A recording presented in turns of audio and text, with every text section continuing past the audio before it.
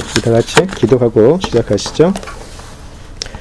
살아계시고 참되신 아버지 하나님, 은혜를 감사합니다. 저희들을 각자의 처소와 또 일터에서 지켜주시고 하나님 인도하여 주심 감사합니다. 하나님의 말씀 공부하기 위해서 모였습니다.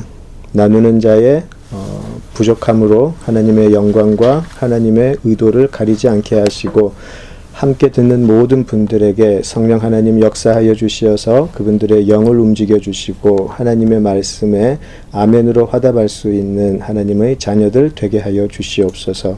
예수님 이름으로 기도드립니다. 아멘. 이제 어쩌면 우리가 복음의 핵심이라고 할 수 있는 그런 부분에 도달을 한 것 같아요. 우리가 이제 오늘이 9번째 만남인데요.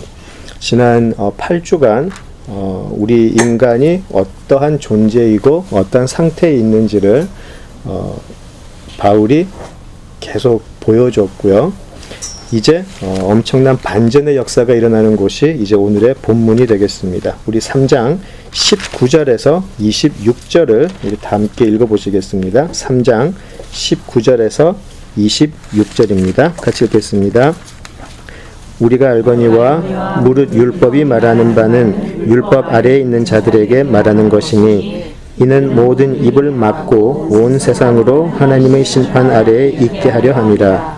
그러므로 율법의 행위로 그의 앞에 의롭다 하심을 얻을 육체가 없나니 율법으로는 죄를 깨달음이니라.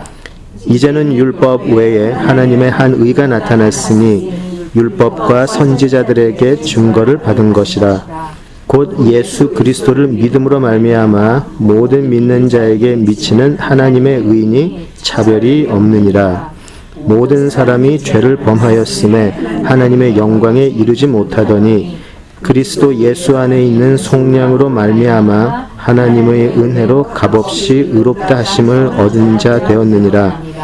이 예수를 하나님이 그의 피로써 믿음으로 말미암는 화목제물로 세우셨으니, 이는 하나님께서 길이 참으시는 중에 전에 지은 죄를 관거하심으로 자기의 의로우심을 나타내려 하심이니, 곧 이때에 자기의 의로우심을 나타내사 자기도 의로우시며 또한 예수 믿는 자를 의롭다 하려 하심이라. 아멘. 우리가 복음을 알아야 한다, 또 복음으로 돌아가야 한다, 그런 말 굉장히 많이 하죠. 그럼 도대체 복음이 뭔가라고 이야기할 때 많은 분들이 아마 학교 다니시면서 사형리 같은 것도 해보셨을 거고요. 막상 또 복음이 뭔가 물어보면 사실 좀 막힐 때가 있어요. 그런데 제 생각에는 로마서 19장에서 26절이 과연 복음이 무엇인지를 제일 잘 설명해주고 있는 것 같아요. 괜히 우리들의 개인적인 생각을 붙여가지고 이런 것이 복음이다라고 하기보다는 이 로마서 19장에서 로마서 3장 19절에서 26절을 제대로 이해하고 묵상하는 것이 복음을 제대로 알 수 있는 것이 아닐까, 그렇게 생각이 돼요. 그래서 사도 바울이 처음에 로마서 1장 16절에서 17절까지 어떤 그 로마서의 핵심을 이야기했다면, 로마서 3장 19절에서 26절은 복음의 핵심이 들어가 있다라고 보시면 될 것 같아요. 그래서 로마서가 많은 교리로도 우리가 기독교 교리를 이야기할 때 많이 그 사이트 되고 하는데, 교리라기보다 과연 복음이 무엇인가, 나는 나에게 이 복음은 어떻게 다가오는가, 그리고 이 세상에 대해서 이 복음은 어떤 의미일까, 19절에서 26절을 계속 묵상하시면 좋을 것 같아요. 이제 기억을 해보시면 1장 18절 이후로 바울은 계속해서 이방인들과 유대인들을 향한 어떤 그 죄의 기소장을 들고 읽고 있었어요. 그 내용을 한번 떠올려 보시면 각종 우상 숭배, 성적인 타락, 그리고 여러 비도덕적이고 또 비윤리적인 그런 죄악의 실상들이 쫙 나열이 되어 있었죠. 그리고 그런 일을 행한다고 생각을 했었던 이방인들, 그리고 이방인들을 비웃고 경멸했던 유대인들조차도 똑같이 그 죄의 행위에서 자유로울 수 없다라고 사도 바울은 그 기소장을 읽게 된 것이죠. 자, 무엇보다 사도 바울은 이방인들의 죄도 죄지만 그들을 경멸했던 유대인들을 향해서 더 날카로운 공격을 했어요. 그리고 특별히 그런 유대인들의 위선에 대해서 로마서도 그렇지만 다른 서신서를 보셔도 이 유대인들의 위선에 대해서 굉장히 많은 부분 이야기를 하고 있고요. 예수님도 우리가 복음서를 보게 되면 예수님이 주로 공격하셨던 사람들이 바로 종교 지도자들이었죠. 이방인들이 아니고 종교 지도자들의 위선 때문에 예수님은 굉장히 많이 분노하시고 또 그들을 비난하셨던 것 기억을 하실 거예요. 무엇보다 유대인들은 하나님의 진노, 하나님의 심판 다 인정을 했던 사람들이죠. 가장 중요한 거는 하나님의 살아계심을 누구보다도 잘 알고 있는 민족이었었어요. 근데 하나님의 살아계심을 알고 있는 것은 좋은데 이 사람들은 자기들에게는 하나님의 살아계심이 하나님의 진노로는 다가오지 않을 거라고 굳게 믿고 있었어요. 자신들에게는 하나님의 진노와 심판이 비껴갈 거라고 항상 생각을 했었던 거죠. 자, 그리고 그들에게 하나님의 진노는 임하지 않을 것이다 라고 자신할 수 있었던 표시가 바로 율법과 여러 가지 율법의 행위들이었죠. 그 율법의 행위를 대표하는 것이 할례였었어요. 구약을 가만 생각을 해보시면 유대인되게 만드는 것들이 몇 가지 있었어요. 물론 율법이 있었고요. 그 안에서 또 할례가 있었고 남자아이들 할례가 있었고 또 굉장히 복잡한 음식법도 있었어요. 그리고 지금도 유대인들은 코셔 풋을 따로 먹죠. 그래서 그 랍비들이 인정한 그런 음식만 먹게 되어 있죠. 코셔를 먹게 되고요. 여러 가지 절기를 지켜야 되고 자신들은 그것을 지키는 것이 하나님의 은혜를 입은 하나님의 구원을 받는 민족이라는 표시라고 생각을 했었던 거죠. 그래서 특히 할례가 대표하는 것은 유대인들은 하나님의 택함을 받았고 그들은 하나님의 심판을 받지 않는다라는 그런 믿음 너무나 강하게 있었는데 사도 바울은 2장에서 그 강한 믿음을 깨트려 버리죠. 굉장히 유대인들이 들었을 때 엄청난 충격적인 이야기를 해요. 할례, 육체적 할례가 중요한 것이 아니고 마음의 할례가 중요하다. 유대인의 혈통, 그런 혈통적인 유대인이 아니라 이면적인 유대인이 진짜 참 유대인이다. 그런 이야기를 했었어요. 우리가 지난 만남에서 이야기를 했지만 사실 사도 바울이 처음 이야기했던 건 아니죠. 여러 선지자들이 구약을 통해서 마음의 할례를 받으라는 말을 계속 했었어요. 몇 군데 찾아봤었는데 그래서 사실 사도 바울이 처음 얘기했던 건 아니에요. 그런데 이 이면적 유대인 또는 마음의 할례 받는 것, 이것은 어쨌든 유대인들에게는 굉장히 충격적이었을 거예요. 자, 여기서 이제 중요한 포인트가 하나 있는데 이 사람들이 할례를 받았을 때 이 사람들이 할례를 받은 것이 어떤 표시가 되는 거죠. 표징이 되는 거죠. 무엇을 심볼라이즈 하나, 과연 그 사람들이 할례를 받은 것이 무엇을 뜻하는가, 그것을 가만 생각을 해보면 우리가 두 번째인가 세 번째 만남 때 같이 읽어보았던 출애굽기 19장에 나오는 하나님의 약속이 있어요. 하나님이 이제 이스라엘 민족을 그 애굽 땅에서 이끌어내고 난 후에 약속을 세우시죠. 그죠? 베드로 전서에 나오게 되는데 그들과 세웠던 그 너희는 거룩한 그 제사장의 나라가 되며 그 기억나시죠? 그 약속들. 자신들은 그 약속 안에 있다라는 믿음이 있었어요. 자신들에게는 그 약속이 주어졌다. 그 약속이 주어지는 표징이 할례라는 것이죠. 쉽게 이야기해서 우리가 그 약속을 구원이라고 한번 바꿔볼까요? 그 약속 안에 들어가는 것이 구원이라고 생각을 한다면 유대인들의 구원의 표시는 할례였다라는 것이죠.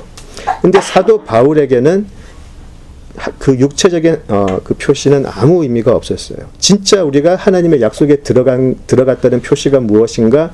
마음의 할례를 받은 자, 이면적인 참 유대인들이다. 그것이 지금 사도 바울이 2장에서 이야기를 했었어요. 여기서 이제 우리가 전통적인 유대교와 결별을 하기 시작을 하는 것이죠. 하나님의 약속 안에 들어오는 것. 우리가 구원이 뭔가라는 것을 이야기할 때 여러 가지로 얘기할 수 있잖아요. 많은 경우에 우리가 구원을 죽어서 하나님의 나라, 천국 가는 것을 구원이라고 생각을 하기도 하지만 사실 지금 우리가 구원을 받았으면, 그런 구원을 우리가 받았으면 우리가 지금 사실 빨리 죽는 게 낫지 않을까요? 왜 이렇게 힘든 세상에 오래 살려고 그러세요? 하나님의 나라가 있는 거 분명히 알고 죽어서 거기 가는 거 안다 그러면 빨리 죽는 게 낫죠, 사실. 이 지옥 같은 세상에 더 있는 것보다 하나님의 나라 빨리 가는 게 더 좋지 않을까요? 자신이 없으세요? 왜 이렇게 우리 오래 살려고 그러죠? 그죠? 조금 말이 앞뒤가 안 맞잖아요. 그죠? 우리가 구원을 죽어서 가는 그런 내세적인 곳이라고 생각을 하게 되면 우리는 지금 사실 엄청난 모순 속에 살고 있는 거예요. 그죠? 자, 그런데 성경에서 이야기하는 구원은 물론 그런 죽어서 가는 천국과 같은 구원의 의미도 있지만 우리가 하나님의 약속 안에 들어갔다라는 의미도 있어요. 그래서 우리가 지금 살아가는 지금 오늘 하루하루가 하나님의 약속 안에 있는 삶이다라는 뜻도 있어요. 그 약속 안에 있는 삶이라는 것은 성령이 임해서 이제 우리가 더 이상 우리 뜻대로 이 세상을 살지 않고 하나님의 인도하심을 따라서 그 약속의 삶을 하루하루 살아간다라는 그런 현재적인 의미가 또 큰 것이죠. 그렇기 때문에 우리가 이 세상을 살아갈 수 있는 이유가 되고요. 그래서 사실 서신서도 그렇고 복음서도 그렇고 이 구원을 이야기할 때 우리 이 일상 그리고 우리가 살아가는 이 세상 속에서 우리가 어떻게 살아가야 된다라고 하는 것이 굉장히 많이 나오잖아요. 그것이 중요하지 않았다면 다른 어떤 이단들처럼 그 예전에 제가 대학교 때 어떤 이단들은 다 그냥 집단 자살을 해버리더라고요. 어쩌면 그 사람들이 더 말이 맞지 않을까요? 좋은데 빨리 가지 왜 오래 살아가지고 늦게 가겠어요. 그죠? 지금 이 약속 안에 들어간다라는 이 의미는 굉장히 큰 의미가 있어요. 하나님께서 내가 너의 하나님이 되고 너희는 나의 백성이 되고 그리고 내가 너희들을 떠나지 않을 것이며 내가 너희들의 영원한 아버지가 되어줄 것이며 그죠? 그리고 너희들은 또 다른 나라들에게 또 제사장 같은 나라가 되고 거룩한 백성이 되고 이 약속 안에 들어온다라는 말이죠. 자, 구원이 그런 것이라고 한다면 더 이상 이 약속은 유대인들만 향한 약속이 아니고 예수를 믿는 믿음을 가진 모두에게 적용이 된다라는 것이 로마서에 나오는 복음의 능력인 것이죠. 거기는 혈통이 문제가 아니고 율법을 지키고 안 지키고의 문제가 아니고 마음의 할례를 받은 자. 그런데 그 마음의 할례를 받는다는 것이 어떤 것인가 이제 나오지만 예수로만 마음의 할례를 받을 수 있다라는 것이죠. 자, 율법의 행위를 이야기를 하게 되는데 보통 여기 두 가지 의미가 있어요. 율법의 행위라고 하면 율법이 유대교 율법이 정한 여러 가지 그런 제식이라는 게 있죠. 리추얼. 그죠? 어떤 여러 가지 제사나 절기를 지키고 하는 것, 그리고 우리가 지금 이야기하는 할례 같은 그런 것도 율법의 행위예요. 그래서 때가 되면 하나님께서 정하신 그런 화목제를 드리거나 번제를 드리거나 소제를 드리고 그런 것들을 다 지켜내고, 그죠? 그래서 다른 사람들을 다른 그 이웃과의 관계 속에서도 이런 건 지키고 저런 건 지키고 그런 모든 거를 그런 율법이 정한 거를 지키는 것을 율법의 행위라고 하고요. 또 하나 율법의 행위는 우리가 쉽게 생각하는 선한 삶, 착한 삶, 도덕적인 삶, 그것도 율법의 행위라고 할 수 있어요. 이 두 가지가 혼합돼서 나오는 거죠. 자, 문제는 뭐냐면 이게 율법의 행위가 됐던 아니면 선한 행위가 됐던 모두가 하나님 앞에서는 실패했다라는 것이죠. 그것이 지금 사도 바울이 이야기를 하고 있는 사람이에요. 자, 근데 사도 바울이 이야기한 게 아니에요. 저번에도 말씀을 드렸지만 이 로마서 2장은 사실 옛 구약 성경 위에 사도 바울이 자기 뭐라 그럴까요? 숟가락을 살짝 얹은 거예요. 굉장히 구약에 있는 말을 계속 인용을 해 오는데, 자, 사도 바울이 우리 모든 인간들은 실패했다. 모든 인간들은 하나님 앞에서 불의하다라는 그 마지막 결론을 가면서 또 구약의 시편을 인용을 하죠. 한번 3장 18절을 보실까요? 10절을 보실까요? 이제 인간을 향한 이 기소장의 결론이 구약으로 돌아가게 돼요. 그러니까 사도 바울이 처음 이야기하는 게 아니라는 것이죠. 이미 인간은 에덴 동산 이후로 전부 다 죄인일 수밖에 없다라는 것은 이미 구약의 시편부터 나와 있었어요. 자, 제가 잘하는 건데 제가 복음에 대해서 설교를 할 기회가 있으면 항상 시키는 것이 있거든요. 부탁하는 게 있는데, 자, 우리 둘둘 다 앉으셨나요? 부부끼리 하면 안 돼요. 부부끼리 하면 너무 이거를 이렇게 너무 잘 하시더라고. 예. 그러니까 예. 서로 옆에 계신 분한테 이렇게 한번 해보세요. 자, 예. 당신이 어떤 사람인지 제가 가르쳐 드릴게요.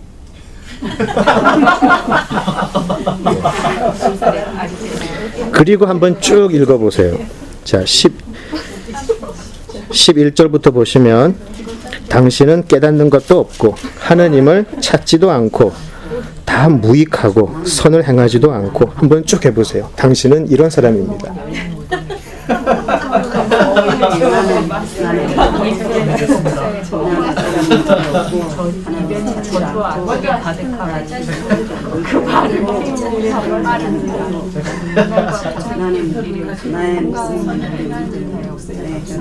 눈앞에 하나님을 두려워하는 예수를 독사하게 있고 내 입에는 저주와 내 발은 과메가 부서지는 내 눈은 하나님을 두려워하는 선을 행하는 자와 선하게 그들의 혀로는 책임을 내 하나님을 두려워하니 입술에는 독사의 독이 그 입에는 저주와 기억하고 어떻게 되시야 그 발은 피 흘리는데 빠르시라 하늘과 고생이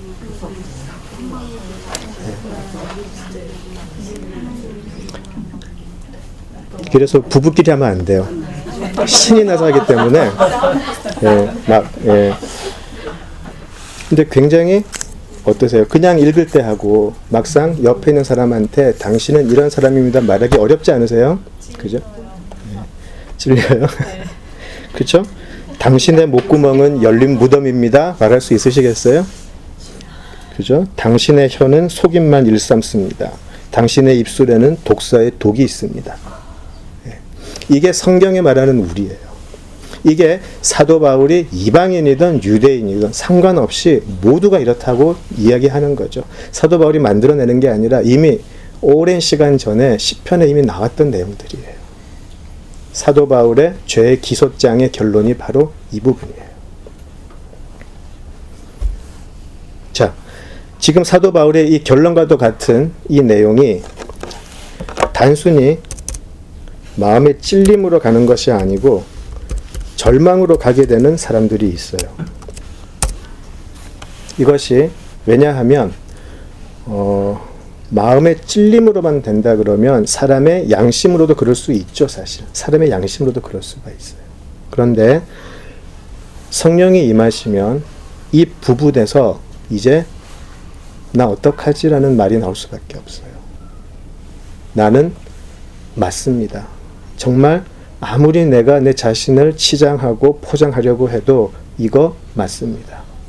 내 마음 깊숙한 곳이 바로 이렇게 되어 있고 내가 살아가는 법칙이 사실은 이랬습니다. 도저히 도망갈 길이 없다는 걸 알게 되는 거죠. 그리고 절망하게 돼요. 하나님이 살아계시다면 그리고 내가 하나님이라도 나 같은 사람 용서할 수 없다라는 자리까지 가게 되는 거죠. 자,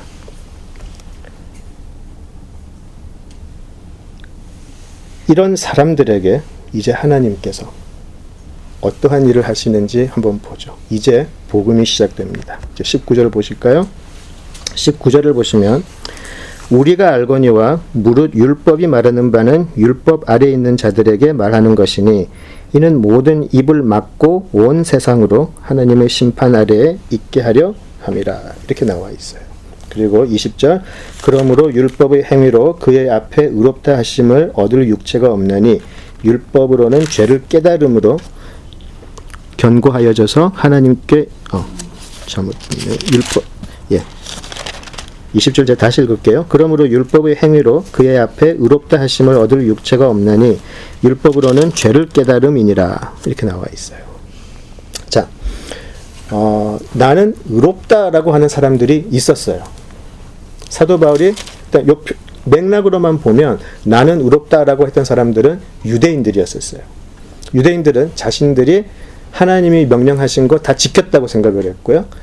그 사람들은 하나님의 약속 자체를 가진 사람이라고 생각을 했고, 자신들은 하나님의 약속 안에 놓여 있었고, 그래서 하나님이 시키는 거 열심히 최선을 다했다라고 생각을 해서 나는 의로운 사람이다, 우리 민족은 의로운 민족이다 라고 굳게 믿고 있었어요. 그런데 여기 21절을 보시면 그렇게 말하는 사람에게 20절인가요? 네, 19절이네요. 19절.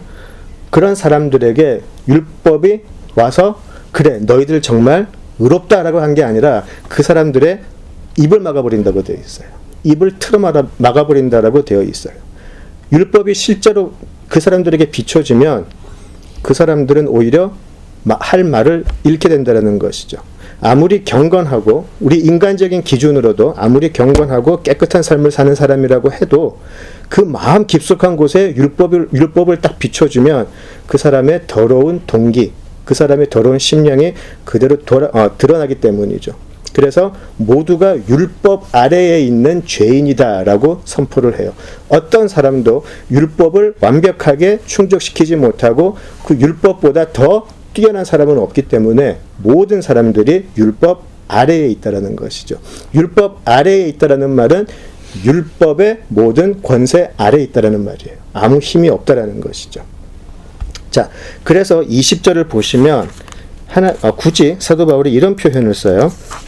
20절을 보시면 율법의 행위로 그의 앞에 의롭다 하심을 얻을 사람이 아니고 육체라고 나와 있어요. 그럴 육체가 없다라는 표현을 쓰죠. 다른 번역에서는 그냥 말을 좀 깔끔하게 하기 위해서 사람이라고 하는 번역이 있긴 있는데 원래는 육체예요. 그냥 플래시라는 거예요. 율법 아래에 놓인 우리 모두는 사실은 쇳덩어리인 그냥 육체라는 말이죠. 하나님의 창조 목적에서 이탈을 했죠. 하나님의 창조 목적에서 이탈을 하고 나서 우리 멋대로 살아가는 우리 위선적인 우리들은 하나님 앞에 그저 흙덩어리일 뿐이에요. 근데 우리는 그걸 자꾸 잊어버리고 살아가고 있다는 것이죠. 우리 창세기로 한번 가볼게요. 창세기 6장으로 한번 가보시죠. 창세기 6장 11절. 창세기 6장 11절에서 13절을 한번 같이 보시죠. 창세기 6장 11절에서 13절. 같이 읽겠습니다. 그때에 온 땅이 하나님 앞에 부패하여 포악함이 이 땅에 가득한지라 하나님이 보신즉 땅이 부패하였으니 이는 땅에서 모든 혈육 있는 자의 행위가 부패함이었더라. 하나님이 노아에게 이르시되 모든 혈육 있는 자의 포악함이 땅에 가득함으로 그 끝날이 내 앞에 이르렀으니 내가 그들을 땅과 함께 멸하리라. 여기도 두 번 표현이 있어요. 모든 혈육 있는 자. 플래시예요. 똑같은 표현이에요. 홍수가 임하기 전에 이 땅의 상황을 설명할 때도 육체만 가득했었어요. 하나님의 영을 잃어버린 사람들, 하나님의 뜻을 잃어버리고 오직 위선과 죄악 속에 살아가는 사람들이 이 땅에 가득했고, 그래서 창세기에서도 지금 이 로마서에서도 이런 우리들을 그저 육체라고만 불러요. 혈육 있는 자 혹은 육체, 플래시라고 부르는 거죠. 할례를 받으면 더 이상 육체가 아니고 사람이 될까요? 아니죠. 창세기에 이미 나왔었잖아요. 하나님의 영이 우리에게 들어올 때 우리는 비로소 사람이라 일컬음을 받게 되는데, 이제 우리는 그저 육체일 뿐이에요. 죄로만 똘똘 뭉친 육체에 불과하다는 것이죠. 어떤 종교적 의무를 다한다고 해서 할례 그거 하나 받았다라고 해서 하나님의 심판 비껴갈 사람 아무도 없다라는 것이죠. 자, 그래서 이 20절에서 이야기하듯이 율법으로는 죄를 깨달음이니라, 여기까지 오는 것이 사실은 하나님의 은혜예요. 왜냐하면 이것조차도 깨닫지를 못하기 때문에. 이것조차도 깨닫지를 못해요. 우리 요한복음으로 한번 가볼까요? 요한복음 1장 가보시죠.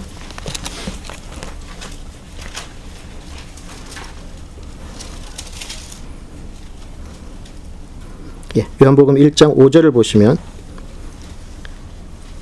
빛이 어둠에 비추되 어둠이 깨닫지 못하더라 라고 나와 있어요. 어둠에 빛이 왔는데 그 빛을 깨닫지 못하는 어둠, 육체예요.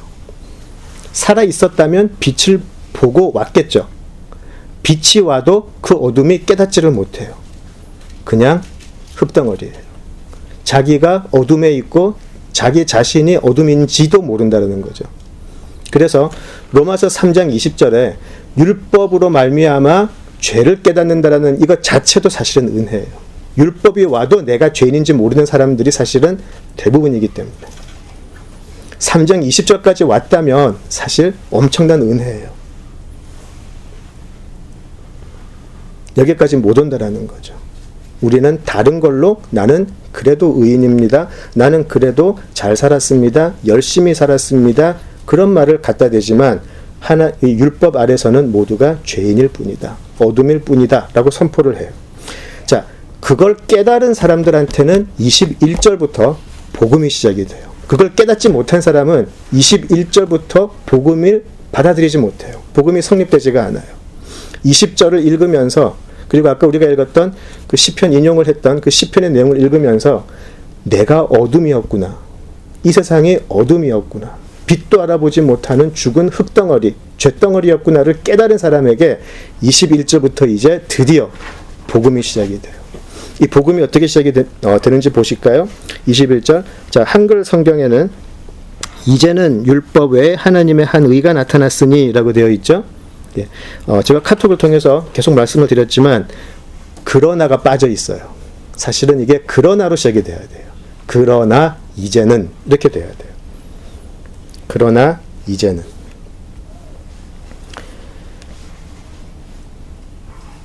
자, 20절에서 완전히 소망 없는, 완전히 절망적인 어둠에 있는 자신을 발견을 한 사람에게 갑자기 그러나 라고 말이 떨어진다면 이 사람에게 얼마나 기쁨이 되겠어요. 끝이 아닌가? 복음이 시작이 되는 것이죠. 얼마나 놀랍고 감사하게 들렸을까요? 그래서 이 그러나 이제는 이라는 이 표현이 엄청난 종말론적인 표현이에요. 제가 그때 한번 성경에 말하는 종말론이라는 게 어떤 건지 기억을 한번 해보시면 좋겠어요. 우리가 종말론적인 것이다, 신앙 이런 얘기를 하게 되면 자꾸 이 세상이 언제 끝나나, 언제 예수님이 오셔서 이 세상이 언제 끝나나 그런 종말을 생각을 하는데 유대인들의 종말론적인 개념, 또 성경에 말하는 종말론적인 개념은 사실은 그런 게 아니에요. 예수님이 언제 오실까, 언제 이 세상이 끝날까는 하나님이 하시는 거니까 우리가 신경 안 써도 돼요. 그런데 여기서 말하는 성경이 말하는 종말은 이런 거예요.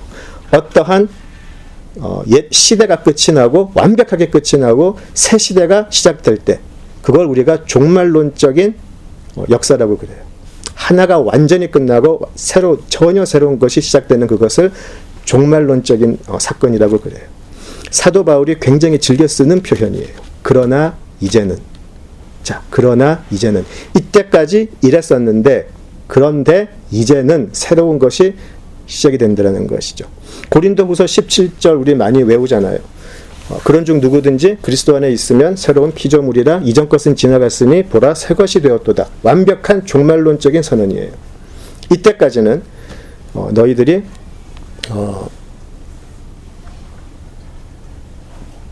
죄의 권세 아래 살고 있다가 이제 그리스도 안에서 완전히 새롭게, 완전히 새로운 피조물로서 다시 태어나게 되었다. 이게 종말론적인 선언이에요. 굉장히 자주 쓰는데 확인을 좀 해보죠. 몇 군데 찾아볼 거예요. 같은 로마서 안에 우리 6장 21절로 가볼게요. 로마서 6장 21절로 가볼게요.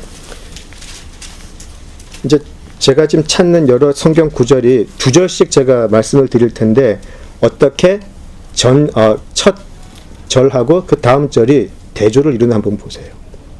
먼저 로마서 6장 21절 22절입니다. 예, 같이 읽죠.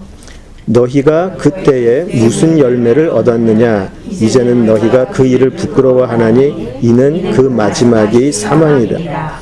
그러나 이제는 너희가 죄로부터 해방되고 하나님께 종이 되어 거룩함에 이르는 열매를 맺었으니 그 마지막은 영생이라. 예, 보이시죠? 이전에는 사망이었어요. 근데 그러나 이제는 죄에서 해방이 되어 하나님께 종이 되고 거룩함의 열매를 맺고 마지막에 영생으로 이르게 된다. 이게 종말론적인 신앙이에요. 한 군데 더 봅니다. 로마서 7장 5절에서 6절. 로마서 7장 5절에서 6절 같이 읽죠. 우리가 육신에 있을 때에는 율법으로 말미암는 죄의 정욕이 우리 지체 중에 역사하여 우리로 사망을 위하여 열매를 맺게 하였더니 이제는 우리가 얽매였던 것에 대하여 죽었으므로 율법에서 벗어났으니 이러므로 우리가 영의 새로운 것으로 섬길 것이요 율법 조문에 묵은 것으로 아니할지니라. 예, 7장 6절에 그러나 이제는이 또 나오죠. 대조가 되시죠? 이제 고린도전서로 가보겠습니다. 고린도전서 15장으로 한번 가보시죠. 부활장으로 굉장히 유명하죠. 잘 알려져 있죠. 고린도전서 15장 19절 그리고 20절을 한번 읽겠습니다. 고린도전서 15장 19절 20절 같이 읽겠습니다. 만일 그리스도 안에서 우리가 바라는 것이 다만 이 세상의 삶뿐이면 모든 사람 가운데 우리가 더욱 불쌍한 자이리라. 그러나 이제 그리스도께서 죽은 자 가운데서 다시 살아나사 잠자는 자들의 첫 열매가 되셨도다. 예, 가장 불쌍한 사람의 삶을 살다가 그러나 이제는 그리스도가 부활하셨기 때문에 우리는 부활의 삶을 살게 되는 것이죠. 한 군데만 더 찾을게요. 우리 에베소서 가볼까요? 에베소서 2장 12절 13절. 에베소서 2장 12절 13절. 예, 같이 읽겠습니다. 그때에 너희는 그리스도 밖에 있었고 이스라엘 나라 밖의 사람이라. 약속의 언약들에 대하여는 외인이요 세상에서 소망이 없고 하나님도 없는 자이더니 이제는 전에 멀리 있던 너희가 그리스도 예수 안에서 그리스도의 피로 가까워졌느니라. 예. 자꾸 제가 한 절만 더 보자 그러는데 한 군데만 더 볼게요. 우리 골로새서로 한번 가보시죠. 골로새서 1장 21절 22절. 골로새서로 한번 가보시죠. 예. 에베소서 다음 빌립보서 다음 골로새서. 예. 1장 21절 22절 같이 읽죠. 전에 악한 행실로 멀리 떠나 마음으로 원수가 되었던 너희를 이제는 그의 육체의 죽음으로 말미암아 화목하게 하사 너희를 거룩하고 흠없고 책망할 것이 없는 자로 그 앞에 세우고자 하셨으니. 아멘. 예. 원수가 되었던 사람들이 그러나 이제는 하나님과 화목하게 되었어요. 그래서 성경에서 말하는 이 복음은 굉장히 종말론적인 거예요. 예전에 우리들의 모든 죄의 권세 아래 살던 그 삶이 끝이 나고 새로운 법 안으로 들어가는 것, 새로운 약속의 삶으로 들어가게 되는 것, 그것을 우리가 종말론적인 신앙이라고 그러고 그것을 복음의 종말론적인 선언이라고 그래요. 그냥 단순히 내가 살다가 예수님을 알게 되어서 예수님의 뜻대로 살게 되었습니다. 물론 틀린 말은 아니지만 진짜 복음은 그것보다 훨씬 더 파워풀해요. 진짜 복음은 그냥 내가 예수님을 믿음으로 말미암아 교회를 가게 되었고 매일매일 경건한 삶을 살게 되었습니다. 그것을 훨씬 뛰어넘는 것이죠. 이때까지 내가 주인으로 알고 살았던 나의 왕으로 알고 살아왔던 그 모든 것에서 벗어나서 새로운 통치 밑으로 들어간다. 그러나 이제는 그것이 복음의 종말론적인 선언인 것이죠. 자, 그런데 이 종말론적인 선언, 그러나 이제는이 가능하게 되는 딱 한 가지의 요소가 있어요. 왜 그러나 이제는이 가능하게 될 수 있을까? 사도 바울이 지금 하고 싶은 말이 바로 이것이에요. 어떻게 그러나 이제는이 가능할 수 있겠냐는 거죠. 자, 그것이 바로 예수 그리스도라는 것이죠. 그리스도 밖에 있던 사람들이 그리스도 안으로 들어오는 것. 그래서 그리스도 안으로 들어오고 나서 그리스도의 열매를 맺는 것. 이것이 종말론적인 삶이에요. 종말론적인 신앙이에요. 이전에는 그리스도 밖에서 살 때는 세상의 열매만 실컷 서로 세상의 열매, 누구 열매가 더 큰가, 누구 열매가 더 맛있나, 그거 자랑하며 살다가 이제 이 모든 것이 헛된 것이었구나. 그것을 알게 되고 그리스도 안으로 들어와서 그리스도의 열매를 맺기 시작하더라. 그것이 복음적인 삶이 되는 것이죠. 그래서 유대인들은 자신들이 그리스도 밖에 있을 때는 그들이 자랑했던 것은 뭐죠? 혈통을 자랑했어요. 그들의 민족을 자랑했어요. 그리고 그들의 행위를 자랑했어요. 자, 그런데 이제 그리스도 안으로 들어와 보니까 그 모든 것이 내가 아무 부질없는 나 혼자만의 자랑일 뿐이었다. 하나님 앞에서 나의 자랑을 보니까 이거는 전부 다 죄악의 열매일 뿐이었다라는 것을 알게 되는 것이죠. 자, 그래서 이 그러나 이제는 이라는 것을 제대로 경험한 사람들의 찬양은 다를 수밖에 없죠. 그죠? 그런 찬양들을 한번 생각을 한번 해보세요. 나 같은 죄인 살리신 그 찬양, 그죠? 그런 거죠. 나 같은 죄인, 그러나 이제는이 어떻게 나 같은 죄덩어리에게 임했을까? 감격할 수밖에 없죠. 아무리 생각해도 죄덩어리일 수밖에 없는 이 육체에 하나님이 그리스도를 보내주셔서 나 같은 죄인을 살리시나 엄청난 종말론적인 찬양이에요.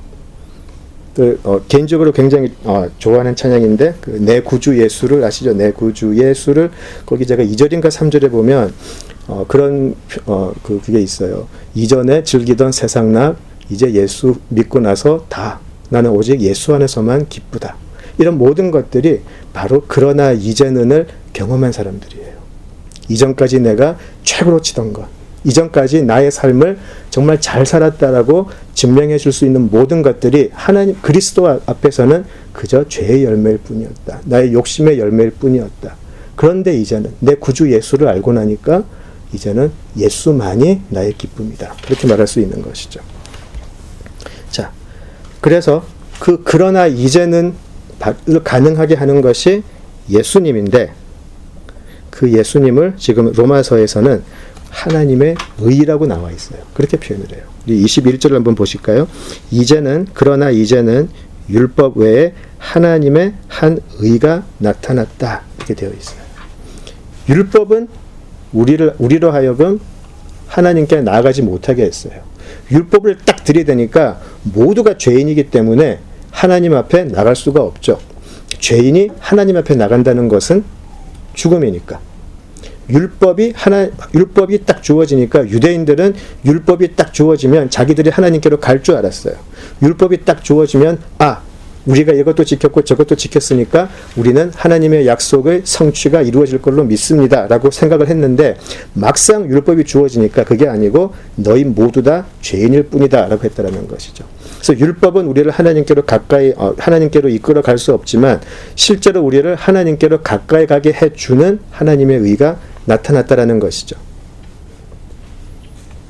근데 그것이 갑자기 어디서 뿅 하고 나타난 게 아니라 오래전부터 율법 자체를 통해서 그리고 선지자를 통해서 이미 예언되어져 왔던 것이다 라고 사도 바울이 이야기를 해요. 어떤 하나님이 즉흥적으로 실제로 그렇게 말하는 교단들이 있었어요. 하나님이 이 방법도 써보고 저 방법도 써봤는데 도저히 못 알아먹으니까 마지막 방편으로 하나님의 독생자를 보냈다 이 땅에. 그렇게 말하는 교단들이 사실 있어요. 근데 성경은 그렇게 말하지 않아요. 성경은 이미 하나님의 섭리는 오래전부터 시작이 되었고 에베소서에서 보셨죠? 하나님은 이미 오래전부터 태초전부터 예정하셔서 하나님의 택한 자가 반드시 구원받을 수 있게 이미 모든 방편을 다 만들어 놓으셨어요. 그리고 그것이 율법과 선지자들의 예언들을 통해서 계속해서 증거되어 왔다라는 것이죠. 그것이 21절이에요. 이미 증거를 받았다라고 나와 있어요. 자, 안 찾으셔도 돼요. 제가 한번 그 중에 하나 읽어볼게요. 자, 예레미야 선지자는 이렇게 이야기를 했어요. 33장 14절에서 16절인데요. 그냥 들으시면 될 것 같아요. 여호와의 말씀이니라. 보라, 내가 이스라엘 집과 유다 집에 대하여 일러준 선한 말을 성취할 날이 이르리라. 그날 그때에 내가 다윗에게서 한 공의로운 가지가 나게 하리니 그가 이 땅에 정의와 공의를 실행할 것이라. 그날에 유다가 구원을 받겠고 예루살렘이 안전히 살 것이며 이 성은 여호와는 우리의 의라는 이름을 얻으리라. 자, 이런 예언들이 선지자들의 예언에 곳곳에 숨어 있다라는 것이죠. 그리고 우리가 메시아를 예언을 한 것은 사실 이사야가 거의 압도적으로 많아요. 이사야가 압도적으로 많은데 좀 많이 좀 찾을 거예요. 근데 너무 중요하기 때문에 우리 눈으로 성경을 직접 보는 게 중요할 것 같아요. 그래서 한번 저거 같이 좀 찾아보시죠. 과연 선지자들을 통해, 특히 이사야를 통해서 어떻게 예언되어졌는지 먼저 7장으로 가볼게요. 이사야 7장.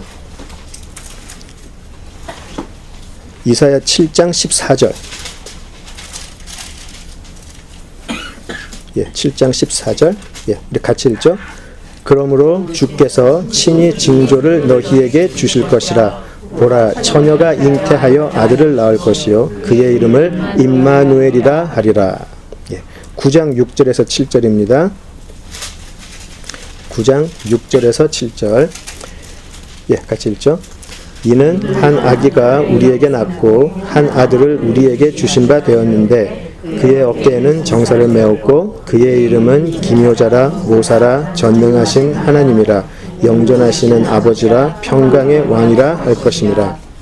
그 정사와 평강의 더함이 무궁하며 또 다윗의 왕좌와 그의 나라에 군림하여 나라를 굳게 세우고 지금 이후로 영원히 정의와 공의로 그것을 보존하실 것이라. 만군의 여호와의 열심히 이를 이루시리라. 아멘. 예. 또 11장으로 가보실까요? 11장 1절에서 5절을 한번 읽어보시죠. 11장 1절에서 5절입니다. 이새의 줄기에서 한 싹이 나며 그 뿌리에서 한 가지가 나서 결실할 것이요 그의 위에 여호와의 영 곧 지혜와 총명의 영이요 모략과 재능의 영이요 지식과 여호와를 경외하는 영이 강림하시리니 그가 여호와를 경외함으로 즐거움을 삼을 것이며 그의 눈에 보이는 대로 심판하지 아니하며 그의 귀에 들리는 대로 판단하지 아니하며 공의로 가난한 자를 심판하며 정직으로 세상의 겸손한 자를 판단할 것이며 그의 입의 막대기로 세상을 치며 그의 입술의 기운으로 악인을 죽일 것이며 공의로 그의 허리띠를 삼으며 성실로 그의 몸에 띠를 삼으리라. 예, 이사야는 반복해서 이 메시아의 나타남을 예언을 해요. 그리고 이사야에 나오는 메시아 예언의 극치가 있어요. 어떤 장인지 생각이 되시나요? 예, 53장으로 한번 가보시죠. 이사야 53장은 많은 유대인들이 꺼려하는 장으로 알려져 있어요. 그리고 이사야서 53장을 보면 예수님의 탄생 고난 다 나와 있어요. 지금 읽진 않을게요. 근데 우리 다음 만날 때까지 이사야서 53장을 깊게 여러 번 읽으시면서 묵상하시면 좋겠어요. 여기는 하나님께서 이미 마련해 놓고 예비하시고 그 열심으로 반드시 이루실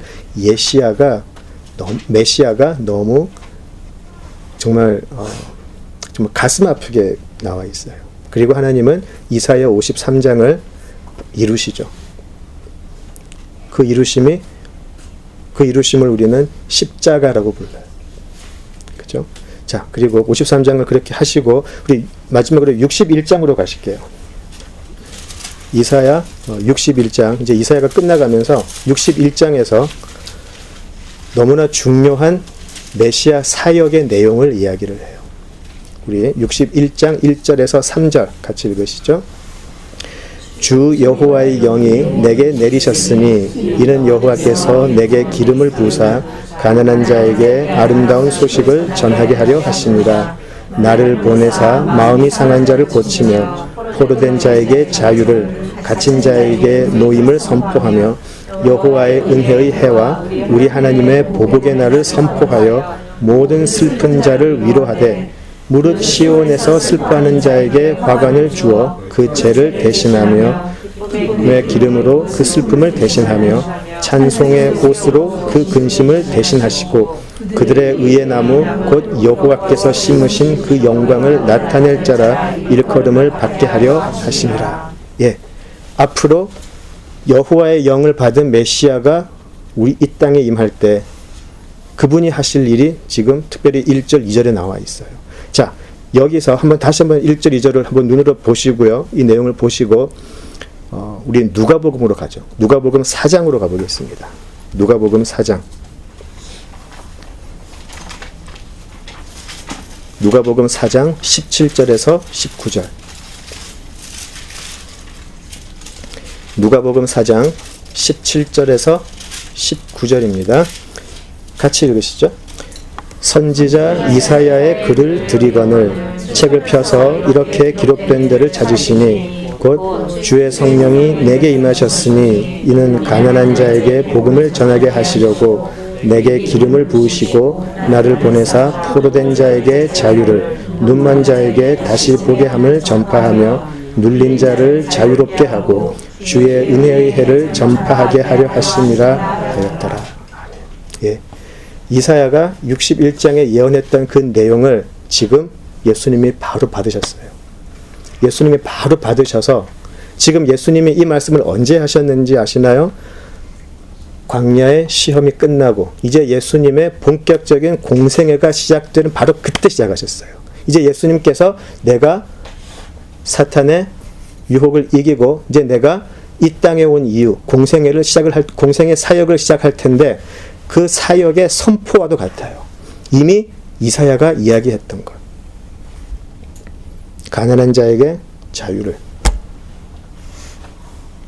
눈먼 자에게 다시 보게 함을, 눌린 자를 자유롭게 하는 것. 만약에 이사야의 그 예언을 정확하게 알았던 사람들이었다면 예수님이 사역을 시작하시면서 이 부분을 읽으실 때에 알아챘었어야 돼요. 우리가 기다리는 메시아구나를 이때 알았었어야 돼요. 아무도 몰랐어요. 그리고 그 다음부터 예수님께서 하신 사역은 전부 이 예언을 성취하는 데 초점이 맞춰져 있어요. 하나님께서 주신 사역이에요. 자, 그리고 지금 61장 18절 주의 성령이 내게 임하셨으니 라고 되어 있죠. 주의 성령이 내게 임하셨으니. 너무나 중요한 표현이에요. 기름을 부으신다. 예. 기름 부음 받은 자가 헬라어로 그리스도예요. 기름 부음 받은 자가 메시아예요.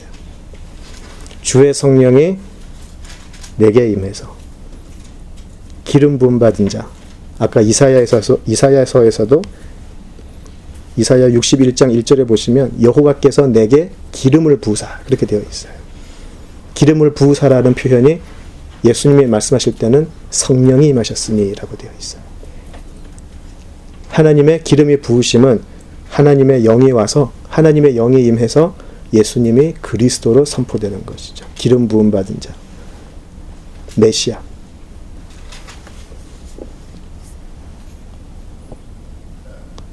그리고 이제 다시 우리 오늘 본문 3장 21절을 보시면 자, 그러나 이제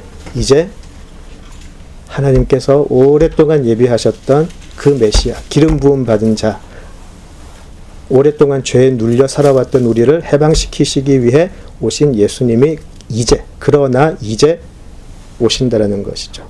그게 하나님의 열심이고 성실하심이에요.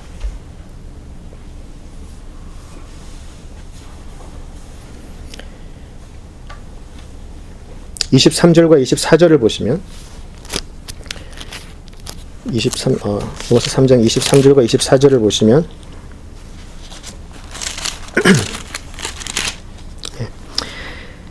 모든 사람이 죄를 범하였음에 하나님의 영광에 이르지 못하더니 그리스도 예수 안에 있는 속량으로 말미암아 하나님의 은혜로 값없이 의롭다 하심을 얻은 자가 되었다라고 나와 있어요.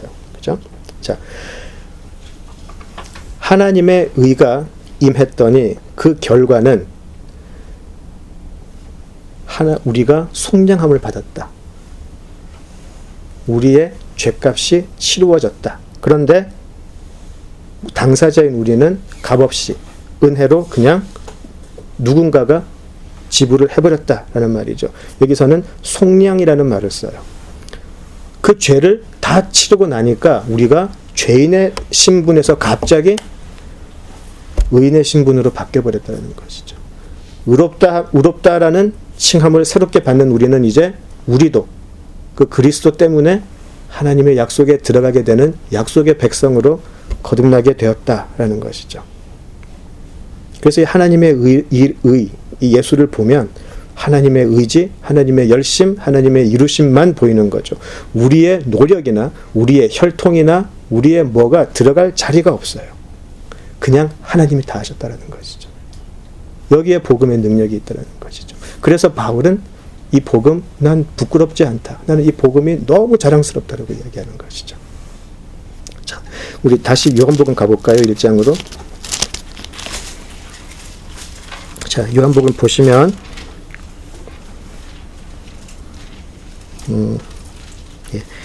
1장 13절을 보시죠. 요한복음 1장 13절을 보시면 이는 혈통으로 12절을 보시면 영접하는 자 곧 그 이름을 믿는 자들에게는 하나님의 자녀가 되는 권세를 주셨으니 이는 혈통으로나 육정으로나 사람의 뜻으로 나지 아니하고 오직 하나님께로부터 난 자들이니라 라고 나와 있어요. 유대인들은 13절처럼 혈통으로 육정으로 사람의 뜻으로 난 것을 자랑했어요. 그것으로 자기들이 하나님의 자녀가 된다라고 생각을 했었어요. 현대판 유대인들 많죠. 그죠? 저도 그래요. 저도 굉장히 많은 순간순간 사람들에게 어떻게 보이는 모습, 내 마음은 다르지만 사람들에게 보이는 모습 굉장히 신경 쓰고요.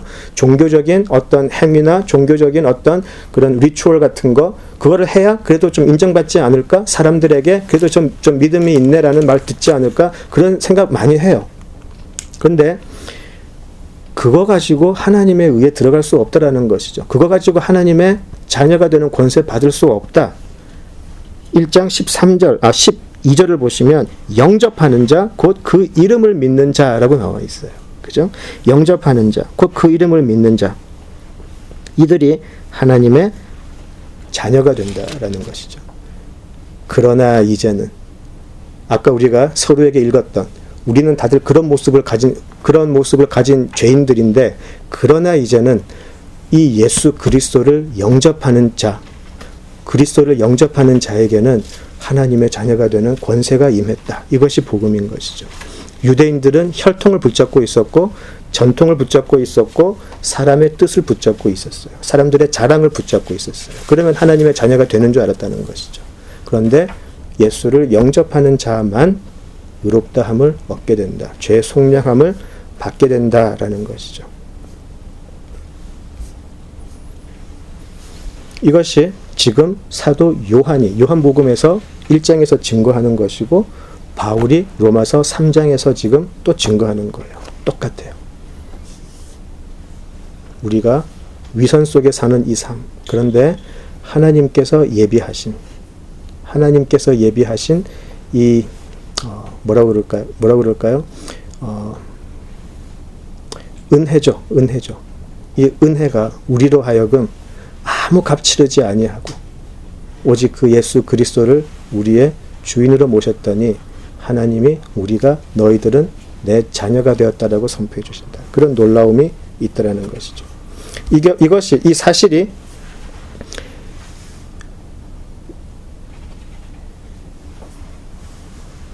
하나님의 성령의 은혜가 없이는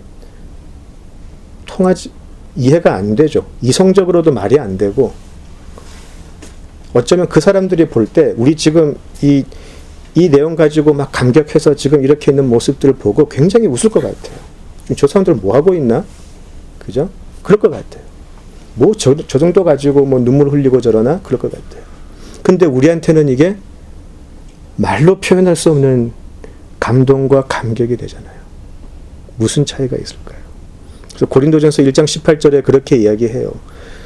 십자가의 도가 멸망하는 자들에게는 미련한 것이다.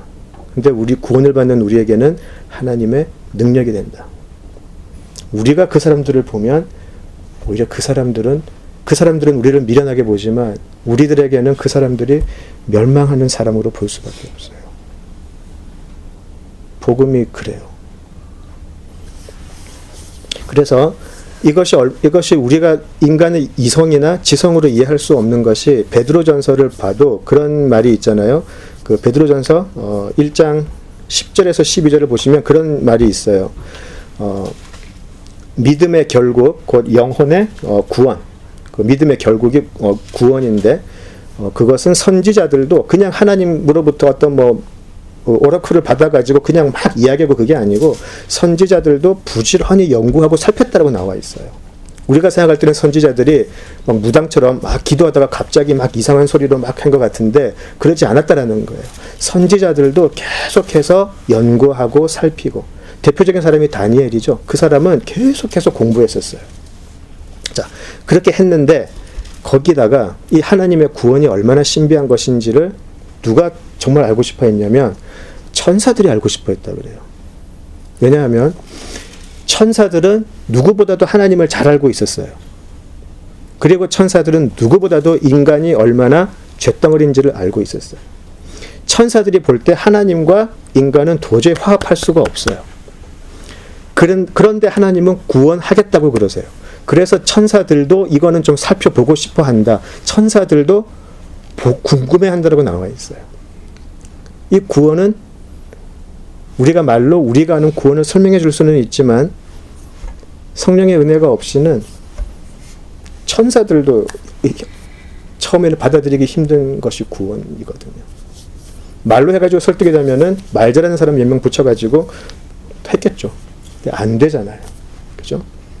자, 이 하나님의 의가 자, 이제 다음 주에 제가 더 자세하게 할 텐데요. 25절을 한번 보시죠. 자, 아까 제가 로마서 3장 19절에서 26절이 복음의 핵심이라고 했는데 거기서 또 핵심이 있어요. 거기서 또 핵심이 3장 25절, 26절이에요. 이 25절, 26절은 우리 좀 다 외웠으면 좋겠어요. 그냥 툭 치면 나올 수 있게. 이것이 복음의 핵심이에요. 19절에서 26절이 힘드시면 25절, 26절은 다 외웠으면 좋겠어요. 예. 한번 같이 읽어볼까요? 이 예수를 하나님이 그의 피로써 믿음으로 말미암는 화목 제물로 세우셨으니 이는 하나님께서 길이 참으시는 중에 전에 지은 죄를 간과하심으로 자기의 의로우심을 나타내려 하심이니 곧 이때에 자기의 의로우심을 나타내사 자기도 의로우시며 또한 예수 믿는 자를 의롭다 하려 하심이라. 아멘. 예. 제가 다음 주에 25절, 26절에 더 할 텐데요. 자, 이거예요. 하나님은 우리를 그냥 버려두실 수 있어요. 그런데 하나님은 우리를 구원하기로 작정하셨어요. 천사들도 이해하지 못했어요. 자, 그런데 하나님이 우리를 구원하기로 작정을 하신 후에 하셔야 될 일은 뭐죠? 하나님이 먼저 우리에게 오셨어요. 하나님이 먼저 이 죄악의 세상에 인간의 모습으로 오셨어요. 우리는 그것을 성육신이라고 불러요. 그래서 이 땅에서 이 죄악된 우리가 치러야 할 모든 죄값을 혼자서 다 치러버리셨어요. 그랬더니 결과가 25절에 나오는 내용이죠. 화목되었다. 예수님이 화목제물이 되어서 하나님과 우리가 화목하게 되었다. 이것이 복음의 핵심이에요. 먼저 성육신 하셔서 우리로 하여금 모든 죄값을 치르게 하셨고 그랬더니 우리가 의로운 사람이 되어버렸어요. 하나님이 의로우시니까. 하나님은 의롭지 않은 사람들하고는 함께 하실 수가 없어요. 그런데 우리가 이제 예수님 안에 있으니까 의롭다 함이 됐어요. 그래서 이제 하나님과 우리는 교통이 가능하게 됐어요. 이것이 구원이죠. 전에는 모두가 율법 아래 죄 아래 있었기 때문에 하나님과 화목할 수 없었어요. 그런데 예수 안에 예수를 영접한 사람들은 예수로 하여금 예수가 하나님과 완벽한 화목의 상태에 있기 때문에 우리도 예수님 때문에 하나님과 화목의 자리로 갈 수 있게 되었다. 이것이 복음이죠. 여기서 이렇게 아멘 한번 예. 그렇죠. 예. 여기서 우리가 감탄할 수밖에 없어요. 여기서 감탄할 수밖에 없어요. 이 모든 것이 하나님의 계획이었고 하나님의 열심, 하나님의 이루심 모든 게 들어가 있다라는 것이죠. 그래서 우리는 감사할 수밖에 없어요. 자, 오늘은 우리 여기까지 하고요. 다음 주에 이 화목 예수님이 화목 제물이 되심 그리고 하나님이 우리의 죄악을 간과하심 여기에 대해서 조금 더 자세하게 한번 보도록 하겠습니다. 예, 우리 기도하고 마치죠.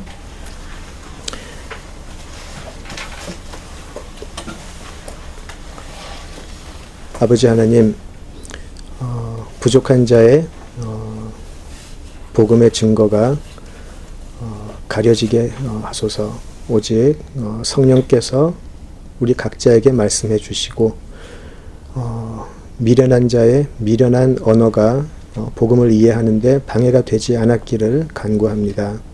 오직 성령께서 역사하셔서 우리 각자 영에 임해 주셔서 살아계시고 참되신 하나님이 어떠한 구원, 어떠한 복음을 우리에게 예비하시고 이루셨는지 알게 하여 주시옵소서.